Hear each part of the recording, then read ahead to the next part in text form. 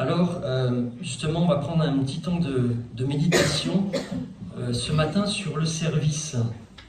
Avec ce thème, sur le service, est-ce que vous avez l'impression, en fait, en regardant Christelle, en regardant Malala, que ce qu'elles font, c'est quelque chose qui... elles le font à reculons, elles le font avec, en faisant la tête, etc. Ou est-ce que c'est quelque chose qui les booste, qui les envahit? Le service, est-ce que c'est un fardeau qui est... Parce que c'est un fardeau, effectivement. Elles ne font pas la sieste H24. Est-ce que c'est un fardeau qui écrase ou qui libère? Est-ce que c'est un fardeau qui écrase ou qui libère? Et j'aimerais que l'on puisse réfléchir sur cette question-là au travers d'une parabole que Jésus racontait, donc il y a 2000 ans de cela, et qui nous a laissé dans sa parole.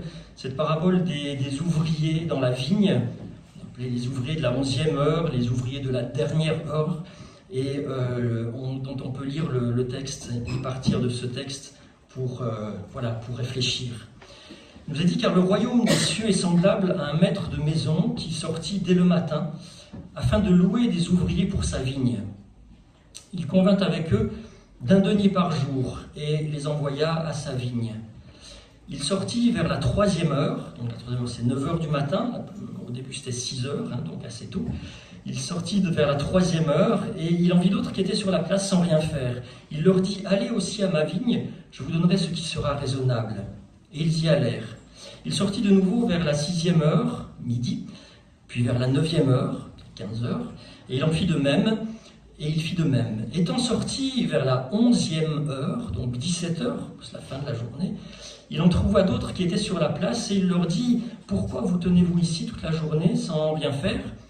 Ils lui répondirent: c'est que personne ne nous a loués, ne nous a embauchés. Allez aussi à ma vigne, leur dit-il.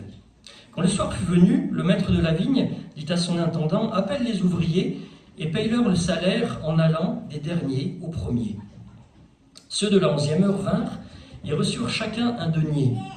Les premiers vinrent ensuite, en croyant recevoir davantage, mais ils reçurent aussi chacun 1 denier. En le recevant, ils murmurèrent contre le maître de la maison et dirent: ces derniers n'ont travaillé qu'1 heure et tu les traites à l'égal de nous qui avons supporté la fatigue du jour et la chaleur. Il répondit à l'un d'eux: mon ami, je ne te fais pas tort. N'es-tu pas convenu avec moi d'1 denier? Prends ce qui te revient et va-t'en, je veux donner à ce dernier autant qu'à toi. Ne m'est-il pas permis de faire de mon bien ce que je veux? Ou vois-tu d'un mauvais œil que je sois bon? Ainsi, les derniers seront les premiers et les premiers seront les derniers. Cette parabole qui est surprenante quand on y réfléchit, on se dit mais on a une époque où on augmente sans cesse l'âge de la retraite, où on dit qu'on va rallonger, revenir sur les 35 heures pour refaire, etc. Travailler plus pour gagner plus. Là, c'est un peu une contre-logique économique. C'est travailler moins pour gagner plus. Un peu l'impression de cette histoire-là. Et je ne suis pas économiste, bien que j'y ai passé quelques années sur des cours d'économie dans une fac, mais bon, peu importe. Mais j'imagine qu'une entreprise qui fonctionne comme ça, sur Terre, son espérance de vie est très limitée, n'est-ce pas? Je pense que vous serez d'accord avec moi. Et on se dit que voilà, sur Terre, c'est pas trop possible que cette entreprise existe. On a une époque où il suffit de dire que voilà, une entreprise qui est extrêmement bénéficiaire, qui fait des bénéfices en masse, mais qui va annoncer un plan social, eh bien, il suffit de dire ça pour que le cours de la bourse, le cours de l'action monte en flèche, que les bénéfices soient encore plus grands et que les actionnaires s'en mettent encore plein les poches au détriment de ceux qui vont être licenciés. Donc c'est pas cette logique-là, n'est-ce pas, cette parabole. Et peut-être faut-il réaliser en fait que cette entreprise, pour pouvoir exister, ne peut être que de nature divine, Et que même si cette entreprise est de nature divine, il faudrait un miracle pour qu'elle puisse perdurer sur Terre. Mais ce miracle a eu lieu et il se renouvelle en permanence, car cette entreprise existe depuis des milliers d'années et sa réalisation en sera parfaite de cette entreprise lors de l'avènement du Seigneur. Parce que Jésus commence par cette parabole, il enseigne, et il dit « Le royaume de Dieu est semblable à ». Et puis il enseigne. Voilà, c'est ses disciples et ceux qui souhaitent l'écouter. Alors, le royaume de Dieu est semblable à. Certains disent le royaume de Dieu, oui, ce sera plus tard, c'est dans un monde futur, de manière eschatologique, quand on sera tous ensemble avec le Seigneur. Mais il faut réaliser que Jésus, à plusieurs reprises, s'est réjoui de la présence déjà visible du royaume de Dieu. Quand les pharisiens lui demandent « Mais quand va venir le royaume de Dieu ?» Qu'est-ce que Jésus leur répond? Il leur répond « Mais le royaume de Dieu est déjà au milieu de vous. Il est déjà au milieu de vous. » Et au niveau de ça veut dire simplement qu'il est déjà dedans de chacun d'entre nous, que nous sommes habités par le Saint-Esprit qui agit en nous, qu'il est au milieu de nous tous, au cœur des relations fraternelles dans l'Église, et puis qu'on attend sa réalisation complète, bien sûr, le jour où le Seigneur Jésus reviendra chercher son Église et que nous serons définitivement avec lui. Mais comme Jésus commence cette parabole en disant, voilà, en parlant du royaume de Dieu, cette parabole doit nous concerner si nous faisons ou si nous souhaitons faire partie du royaume de Dieu, n'est-ce pas? Mais alors, qu'est-ce que signifie cette distribution de pièces d'argent, ce denier qui est donné à tous ces ouvriers? Alors, je vous propose deux pistes de réflexion. La première piste, c'est peut-être que on peut imaginer que ce salaire, elle peut représenter en fait la grâce de Dieu qui est offerte à celui qui accepte son invitation à la repentance, son invitation au salut, son invitation à accepter son amour, son invitation à naître de nouveau, et qu'il accepte, peu importe, quel que soit le moment de la vie, qui peut l'accepter. Bien sûr, le mieux, c'est de l'accepter le plus tôt possible, quand on est enfant, de réaliser qu'on veut construire sa vie sur Jésus, mais on peut l'accepter aussi sur son dernier souffle. On peut penser à cette grâce qui est accordée au brigand dans Luc 23, ce brigand qui dit à Jésus « Souviens-toi de moi quand tu viendras dans ton règne ». Et Jésus lui donne sa grâce, parce que peu importe ce qu'il avait fait le reste de sa vie, quand on demande la grâce de Jésus, eh bien, il nous la donne. Cette grâce où Jésus nous dit, mais peu importe que ce que tu as fait le reste de la journée, tu acceptes cette grâce, eh bien je te la donne. Si tu as soif, eh bien viens et bois jusqu'à ce que ta soif soit apaisée. Si tu es fatigué, eh bien repose-toi dans ma maison. Si tu es angoissé, tiens, je te donne cette paix que le monde ne connaît pas. Si tu es triste, eh bien accepte la joie du salut, la joie d'être en communion avec le Seigneur. Voilà. Et on se dit, mais c'est un peu contradictoire avec nos raisonnements, n'est-ce pas, nos raisonnements humains, où on conditionne en fait le regard de l'autre sur nous, l'amour de l'autre, on le conditionne en fait à beaucoup de choses. Et on a pu entendre peut-être des choses qui peuvent remonter très loin dans notre enfance, où on a été habitué plutôt au jugement qu'à la grâce. Et on a pu entendre des choses blessantes quand on a été enfant, parce que les parents ne sont jamais parfaits, n'est-ce pas? Et puis qu'enfant, on peut faire des bêtises, et puis on peut en échange de ça avoir des phrases qui ont pu nous marquer, conditionner le reste de notre vie. Des choses comme si t'es gentil, tu auras une récompense, mais si t'es méchant, tu n'auras rien du tout. Voilà, tu ne mériteras rien. Ou alors, tu as fait telle bêtise, allez, je veux plus te parler, je file dans ta chambre, je veux plus te voir. Ou alors, je ne sais pas, on a pu entendre aussi des choses blessantes quant à notre identité. C'est mais tu fais que des bêtises, mais regarde, tu casses tout, tu sais rien faire, t'es bon à rien. Des phrases blessantes comme ça que certains ont pu entendre et qui ont pu conditionner, qui ont besoin d'une guérison en fait, d'une guérison, parce que si on grandit avec ces choses-là dans la tête, eh bien on va aller d'échec en échec et reproduire et être des juges et ne pas pouvoir accepter, comprendre cet amour incroyable de Dieu, cet amour inconditionnel. Ce pardon, don gratuit de Dieu, cette confiance, don gratuit de Dieu. Voilà. Alors, on a du mal à comprendre et on se dit, mais comment on peut accepter ça? Comment on peut accepter ça? Eh bien, il n'y a qu'une manière de l'accepter, de cette parole de Dieu qui dit, mais je te connais, je connais tes imperfections, je connais tes défauts, je connais, voilà, mais je t'aime, je connais tes faiblesses, mais je veux te donner ma force. Et je veux qu'on fasse route ensemble, je veux que tu apprennes à compter sur moi, à cet amour, cet amour qui est solide comme le rocher, même au milieu de la tempête. Comment accepter, comment pouvoir vivre vraiment ces paroles et cette invitation de la croix? Eh bien, il n'y a qu'une seule manière d'accepter ce cadeau immérité. La seule réponse, c'est par la foi. Par la foi. Par la foi. Dire, je ne comprends pas, Dieu, pourquoi tu m'aimes? Enfin, peut-être que vous comprenez, vous êtes peut-être plus méritant que moi, mais moi, personnellement, je ne sais pas pourquoi Dieu m'aime. Quand je regarde, tout ce qu'il y a, je dis, Seigneur, mais pourquoi tu m'aimes? Voilà, je ne comprends pas, mais je sais que cet amour que tu m'offres, c'est ce dont j'ai besoin. C'est ce dont j'ai besoin. C'est ce dont mon cœur a besoin. Valérie, tout à l'heure, a cité un passage que j'avais prévu de citer. C'est cet homme qui vient voir Jésus parce que son enfant était atteint d'un esprit impur. Et puis, Jésus lui dit, tout est possible à celui qui croit. Et cet homme répond, mais je crois, mais viens au secours de mon incrédulité. C'est une phrase qui m'a toujours marqué, en fait, dans la Bible, cette phrase. Parce que l'incrédulité, c'est quoi? Quand on dit à quelqu'un, t'es incrédule, c'est que tu ne crois pas. N'est-ce pas? Donc je crois vient au secours du fait que je ne crois pas. C'est un peu ça. Mais vous savez, Jésus ne se laisse pas arrêter par nos mots et ce qu'on n'arrive pas à comprendre. Et Jésus a délivré le fils de cet homme, il a guéri le fils de cet homme. Tout est possible à celui qui croit. Et Jésus, dans beaucoup de circonstances, effectivement, a dit à différentes personnes, gens de peu de foi ou hommes de peu de foi. Mais il a toujours honorer ce peu de foi. Pourquoi? Parce que Jésus, nous dit la parole de Dieu, il ne brise pas le roseau cassé, il n'éteint pas le lumignon qui fume.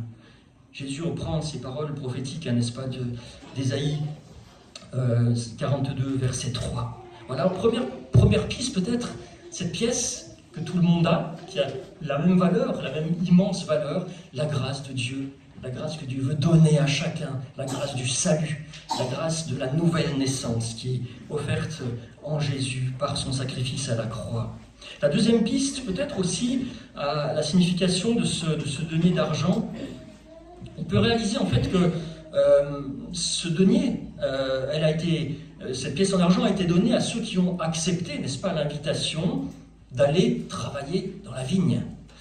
Les ouvriers dont il est parlé ne sont pas restés sur la place à siroter une boisson fraîche de l'époque, je ne sais pas ce qu'ils buvaient à l'époque, bref, à se tourner les pouces, non, ils se sont levés, ils ont remonté les manches, le verset 4 nous dit, et ils y allèrent. Voilà, j'ai mis volontairement l'illustration d'une dame pour que tout le monde se sente concerné, n'est-ce pas? Je ne sais pas si vous parlez d'ouvriers, mais mesdames, c'est aussi pour vous, n'est-ce pas? Et ils y allèrent, voilà. Je pense à ce brigand. Ce brigand, c'est quelqu'un qui me fascine. Ce brigand dont j'y parlais tout à l'heure, qui au dernier moment saisit la grâce de Dieu, la grâce que Jésus lui donne. Ce brigand, je me dis en fait, c'est probablement celui qui a eu le ministère d'évangélisation le plus court que toute l'humanité n'ait jamais connu. Parce que juste au moment où il perçoit la grâce que Jésus lui offre, eh bien, vous vous souvenez qu'il interpelle celui qui injuriait et qui insultait Jésus. Et qui lui dit, mais lui, ce Jésus, il n'a rien fait de mal, tandis que nous payons pour ce que nous avons mérité par nos actes. Voilà, pour essayer de lui faire comprendre que si eux étaient là, c'était la conséquence de leurs actes, mais que Jésus, eh bien, il était sans péché. C'était une invitation à la repentance. C'était de l'évangélisation, on va dire. Ce brigand, voilà, il ne s'est pas contenté simplement d'accepter la grâce, d'accepter cette promesse de Jésus, ce soir tu seras avec moi, mais il s'est tourné vers celui qui est à côté, en l'invitant, eh bien, à suivre le même chemin. Et ce brigand vraiment nous instruit. Alors, allez travailler dans la vigne. Pourquoi on n'est pas tous à fond dans la vigne? Pourquoi est-ce qu'on peut à certains moments refuser l'invitation de Jésus à faire de toutes les nations des disciples, hein, cet envoi missionnaire?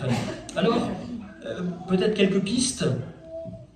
Peut-être qu'on n'a pas entièrement réalisé cette grâce. Peut-être on a réalisé que Dieu est amour, que l'on a besoin d'être pardonné, mais voilà. Je pense en particulier en disant ça, vous savez, à cette femme pécheresse qui était au pied de Jésus, qui pleurait, qui avait réalisé vraiment son état de péché, qui pleurait au pied de Jésus et qui essuyait les pieds de Jésus avec ses larmes et ses cheveux. Et Jésus dit à cette femme, « Celui à qui on pardonne peu, aime peu ». Il le dit aux pharisiens aussi, qui pensaient qu'eux n'avaient pas grand-chose à se faire pardonner, n'est-ce pas? Jésus dit, « Ses nombreux péchés ont été pardonnés, car elle a beaucoup aimé. Celui à qui on pardonne peu, aime peu. » Mais mes amis, entre nous, est-ce qu'il y a quelqu'un ce matin, on est en mode témoignage, donc on peut continuer, mais est-ce qu'il y a quelqu'un ce matin qui peut se lever et puis dire moi, je n'ai pas grand-chose, voilà, je ne suis pas très méchant, je ne suis pas très pécheux, je n'ai pas grand-chose à me faire pardonner de la part du Seigneur. Je ne sais pas, est-ce qu'il y a des candidats ou des candidates? Donc moi je me rassois tout de suite. Qui d'entre nous peut dire que Dieu ne lui a pardonné que peu de péchés? Et si nous réalisions vraiment tout ce que Dieu nous a pardonné, et tout ce qu'il nous pardonne encore quotidiennement, des choses peut-être dont on n'a pas vraiment conscience, eh bien nous serions vaincus par cet amour majestueux. Si on pense qu'on n'a que peu de choses à se faire pardonner de la part de Dieu, eh bien peut-être que la première grâce qu'on doit recevoir, c'est de réaliser l'immensité de nos fautes qui nous séparent de la grâce de Dieu. Non pas pour être écrasé de remords, non, mais pour amener eh bien, ces fautes immenses à notre encore plus grand sauveur, parce que là où le péché a abondé, la grâce a surabondé. Mais on a besoin de réaliser, quelle que soit notre condition, que nous avons besoin d'être pardonnés par Jésus-Christ, en Jésus-Christ. Et quand on réalise vraiment cette grâce infinie, eh bien, comme Jésus le disait ensuite, c'est de l'abondance du cœur que la bouche parle. Et que nos actes suivent, et qu'on va travailler, et qu'on ne compte pas nos heures, qu'on est dans la vigne du Seigneur, qu'on travaille à l'écart d'heure, sans mesquinerie, et ce serait effectivement une libération, et non pas un poids sur nos épaules. On aimerait tellement notre Dieu, notre prochain, eh bien, que tout notre témoignage serait entièrement empreint de cela. Alors, peut-être première raison, voilà, réaliser tout à nouveau la grâce infinie de Dieu pour chacun d'entre nous. Peut-être deuxième raison, peut-être qu'on a quelque chose de plus important à faire, d'aller travailler dans la vigne. Peut-être qu'on a des choses qui prennent beaucoup notre temps ou quelque chose de plus important. Je pense à ce jeune homme riche, cet homme riche qui était venu voir Jésus, tout fougueux, tout fier, en disant « Jésus, j'ai respecté toute la loi, tous les commandements, que me manque-t-il » Il devait penser que Jésus allait lui dire « Mais il ne te manque rien, c'était parfait mon garçon ». Jésus lui répond, il le prend au sérieux, il lui dit « Tu as tout respecté, il te manque une chose, vends tes biens et distribue-les aux pauvres. Et puis viens et suis-moi, viens et suis-moi. » Il y a un programme, il y a une vision, il y a quelque chose de préparé, des œuvres préparées d'avance pour ce jeune homme riche. Viens et suis-moi et tu auras un trésor dans le ciel. Et là Jésus met le doigt à l'endroit où ça fait mal, n'est-ce pas ? Parce que la Bible nous dit qu'après avoir entendu cela, que s'est-il passé? Cet homme s'en alla tout triste. Cet homme s'en alla tout triste parce qu'il était très riche. Il y a quelque chose qui comptait plus pour lui que le projet que Jésus lui proposait d'aller travailler dans la vigne. Il voulait s'occuper de ses affaires, Et on peut peut-être se poser la question ce matin pour certains, mais qu'est-ce qui nous empêche de donner la première place à Jésus? De ne pas dire Jésus, bon alors attends, d'abord il faut que je réussisse un peu une carrière matérielle, que je m'achète une maison, une voiture, que j'ai une bonne assurance vie au cas où, etc. Puis après, en fonction du temps qui restera, je viendrai pour travailler pour toi. Non. Qu'est-ce qui nous empêche, qu'est-ce qui vous empêche de faire pleinement confiance à Dieu? Est-ce que Dieu vous a laissé tomber jusqu'à maintenant, en 2024? Est-ce que... Non? Pourquoi le ferait-il en 2025, dans les années qui suivent? Confiance à Dieu. Que ces temps qui viennent, que cette fin d'année, que cette année 2025 qui va commencer soit un temps où chacun d'entre nous, nous puissions dire « Oui, prends tout Seigneur, y compris les richesses dont tu m'as permis d'être en possession, parce que c'est Dieu qui permet cela, n'est-ce pas ?» Peut-être une troisième explication par rapport au fait de refuser de travailler dans la vigne, eh bien peut-être qu'on pense être capable de rien, n'avoir reçu aucun don, avoir deux mains gauches. C'est l'expression avoir deux mains gauches, pas savoir faire grand-chose. Alors là, vous savez, quand on lit la parole de Dieu, c'est le meilleur moyen d'être rassuré, parce que quand on lit la parole de Dieu, on voit que Dieu embauche tous les profils, tous les CV, quel que soit votre CV, quelle que soit votre histoire, votre qualification, ou même la non-qualification que vous pensez avoir, parce que c'est une erreur de penser que vous n'auriez pas de qualification. Dieu travaille avec tous les profils, tous les CV. On peut voir des histoires comme Pierre, qui lui disait « Moi je suis capable de tout, hein, Seigneur, quand tout le monde t'abandonnerait, tu peux compter sur moi. » Jésus a pris du temps pour le former, pour lui dire « C'est pas par tes propres forces que tu pourras travailler dans le royaume de Dieu, mais c'est avec la force que je vais te donner, puis tu vas être à l'école pendant un petit moment. » Mais il travaille aussi avec des gens qui sont à l'opposé, je dirais, de Pierre, comme Moïse. Souvenez-vous, Moïse qui avait un problème d'élocution, probablement qui était bègue, et que Dieu appelait à aller voir le pharaon, hein, l'homme le plus puissant de l'époque, pour dire « laisse aller mon peuple ». Et Moïse, non, qui ne voulait pas, il disait « mais non, choisis quelqu'un d'autre », etc., etc. Et vous connaissez ce moment au buisson ardent, où Dieu vient vraiment l'interpeller et puis lui dire « écoute, là, vas-y, bon, je vais t'envoyer un aide, mais tu y vas. » Même à ce moment-là, la colère de l'Éternel s'enflamme contre Moïse, qui refuse, hein, parce que, on pourrait parler de cette colère-là, justement. Mais la réalité, en fait, est que vraiment Dieu a créé chacune avec des forces, des talents, des dons, des qualités qui sont exploitables pour réaliser ce commandement de Jésus. Tu aimeras ton Dieu de tout ton cœur, de ta force, et tu aimeras ton prochain comme toi-même. Il n'y a personne qui ne pourrait rien faire, qui pourrait ne rien faire. On peut douter, mais on a toujours quelque chose à faire. Je crois que je vous ai déjà raconté cette petite histoire qui m'avait interpellé lorsque je faisais mes études de théologie en Suisse. Et un jour, j'étais sur la route de l'école de théologie, et puis je m'étais arrêté à l'Armée du Salut, en fait, de Nyon. J'aime bien les petites brocantes, en fait. J'aime bien farfouiller, trouver des choses, voilà. Et puis, ce jour-là, en fait, j'avais trouvé une magnifique Bible avec des parallèles, etc. Une Bible ancienne, j'étais fier. En plus, elle coûtait 2 francs, donc c'était super. Puis j'arrive au comptoir pour payer ma Bible, et puis sur le comptoir, il y avait des pots de confiture. Alors je demande à la dame qui était là, je dis « mais c'est quoi ces pots de confiture ?» Alors cette dame m'explique, elle me dit « écoutez, c'est une dame très âgée qui, pendant de nombreuses années, est venue nous aider. » Voilà, elle était dans la force de l'âge, et puis avec l'âge qui avance, on a moins de force. Je peux vous en témoigner.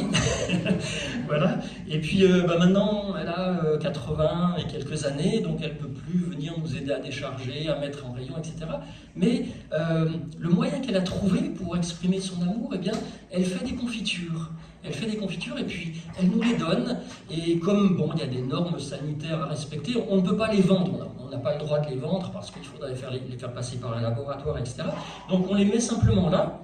Et puis, vous servez si vous voulez. Si vous voulez mettre une pièce dans le petit tronc, eh bien, allez-y, c'est comme ça. Alors, j'ai pris un bout de pot de confiture, comme ça, j'ai mis une pièce, et puis je suis parti. Mais ça m'avait pas interpellé. Et puis, quelques temps après, j'étais dans ma roulotte, dans mon camion, sur le campus de l'école de théologie, en train de prendre mon petit déjeuner, et en mangeant cette confiture, et puis je me suis dit, elle est bonne cette confiture. Hein. Et puis d'un seul coup, c'est comme, des fois je dis, bon, je suis né en Suisse, alors j'ai conscience des choses un petit peu tardivement, mais je me suis dit, mais qu'est-ce qu'elle est bonne cette confiture? Qu'est-ce qu'elle est bonne cette confiture? Je ne parlais pas du goût, parce qu'elle était très bonne, effectivement. Mais qu'est-ce qu'elle est bonne aux yeux de Dieu, cette confiture? Qu'est-ce qu'elle est bonne aux yeux de Dieu, cette confiture? Quelle beauté que cette femme de plus de 80 ans, qui fait simplement ce qu'elle peut faire, parce qu'elle n'a plus de force, mais qui veut continuer à servir le Seigneur et à servir son prochain. Et je me suis dit, vraiment, qu'est-ce qu'elle est bonne, cette confiture? Je ne sais pas, je n'en ai pas gardé, je suis désolé, je ne peux pas vous la faire goûter. Mais je pense que vous saisissez en fait la grandeur, la beauté de ce geste. Et vraiment, je crois que Dieu la trouvait extrêmement bonne, cette confiture. Je ne sais pas si vous savez faire la confiture ou pas, mais simplement pour dire que vous savez faire quelque chose. Voilà quelques réflexions sur ce denier, la grâce de Dieu et la récompense de celui ou celle qui va travailler dans la vigne du Seigneur. Et j'aimerais finir en abordant un deuxième point qui est l'attitude en fait qu'ont les ouvriers de la première heure. L'attitude où il nous est dit, en recevant leur denier, ils murmurèrent contre le maître de la maison. Ils murmurent. Et c'est cette attitude que Jésus dénonce et par laquelle il interpelle ses auditeurs, par laquelle il nous interpelle, il m'interpelle. Ceux qui travaillent depuis le matin sont critiques, sont amers, sont jaloux. Ils n'ont pas d'égard envers ceux qui sont venus travailler à 17h. Mais souvenez-vous, pourquoi ne sont-ils pas allés travailler avant 17h? Leur réponse, c'est parce que personne ne nous a loués, personne ne nous a embauchés. Personne ne nous a embauchés. Parce qu'à l'époque, l'habitude c'était, pour ceux qui cherchaient du travail, c'était de venir sur la place du village, et puis les agriculteurs, etc., venaient sur la place du village et embauchaient ces ouvriers-là pour la journée, leur donnaient le salaire à la fin de la journée. C'était l'habitude. Mais eux, à 17h, personne ne les avait embauchés. Et quelque part, on peut dire qu'ils ne comptaient pour personne, et que si le maître de la maison n'était pas venu à leur rencontre, ils auraient eu des problèmes pour nourrir leur famille, qu'ils auraient vécu une situation de crise, qu'ils n'auraient eu rien dans les poches pour acheter à manger. Là, c'était des photos qui illustrent la crise de 1929, une crise énorme. Ils n'auraient eu personne, ils n'auraient rien eu pour nourrir leur famille. Et les ouvriers de la première heure murmurent. Ils murmurent. Le mot dans le texte grec, c'est gonguzo, qui est un mot qui est présent seulement à 7 reprises dans le Nouveau Testament. Il est utilisé dans Luc 5,30, où il nous a dit encore une fois que les pharisiens et les scribes murmurent et dirent à Jésus, et dirent aux disciples de Jésus, « Mais pourquoi mangez-vous et buvez-vous avec les publicains et les gens de mauvaise vie ?» Pourquoi? Ces murmures. Ces murmures, c'est ce mot aussi qui est utilisé dans le chapitre 15 de l'évangile de Luc. Vous savez, cette parabole où il y a cette magnifique parabole du fils perdu, ce fils prodigue, ce fils perdu. Jésus introduit ces paraboles par le début de Luc 15 où il nous a dit « Tous les publicains et les gens de mauvaise vie s'approchaient de Jésus pour l'entendre. Ils voulaient entendre Jésus.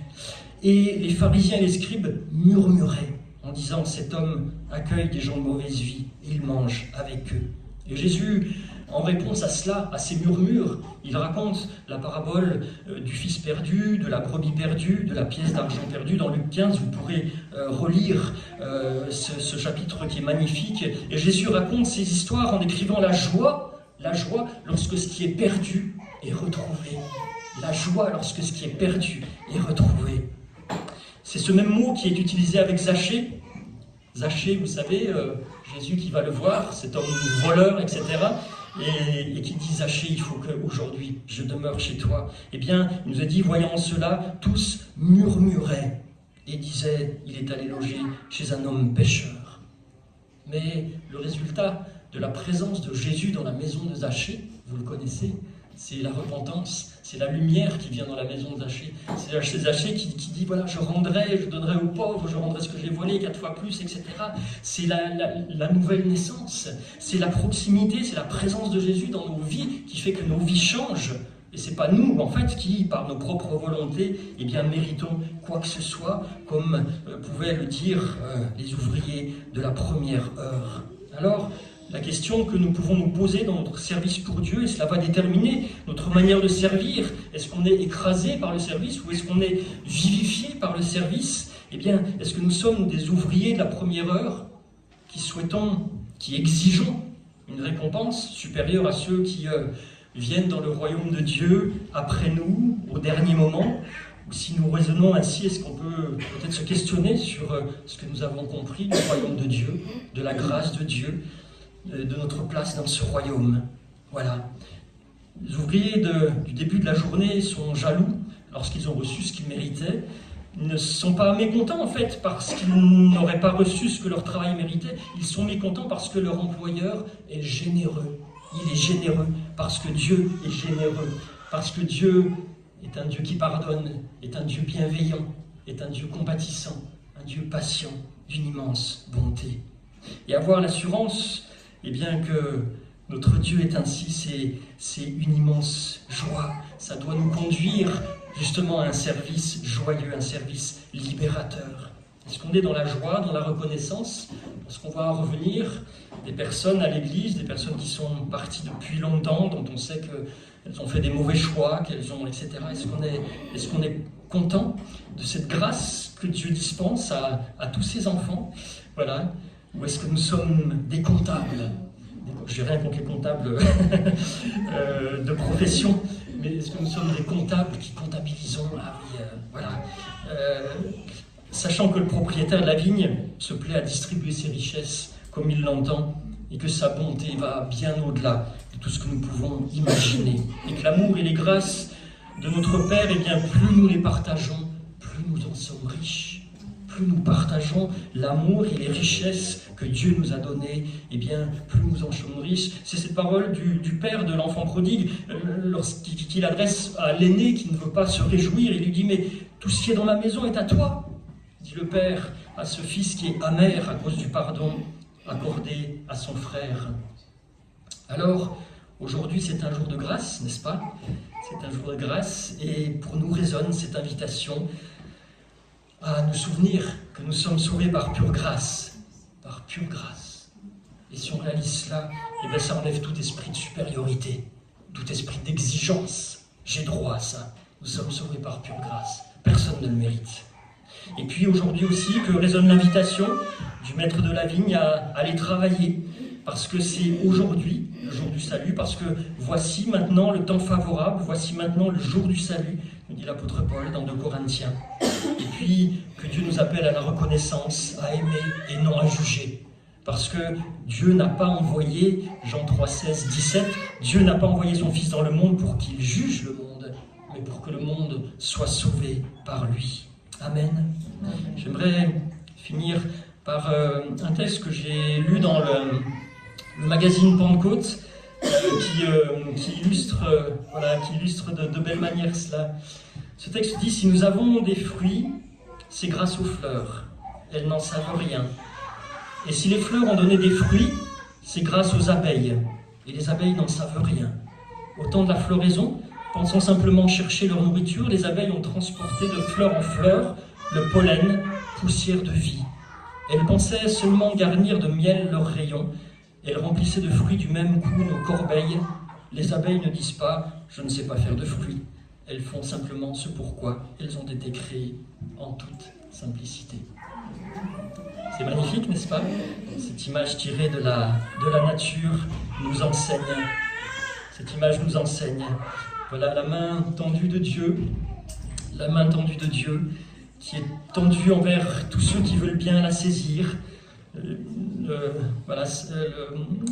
roi David, quand Dieu l'a délivré de ses ennemis, en particulier du roi Saül qui voulait le tuer, eh bien, il dit « Alors, du haut du ciel, l'Éternel étendit sa main, il me saisit, m'arracha au danger qui me submergeait. » Eh bien, tendons notre main, prions, ouvrons les yeux, il y a tellement à faire. La vigne n'était pas à l'autre bout de la terre, n'est-ce pas? Elle était juste à la sortie du village.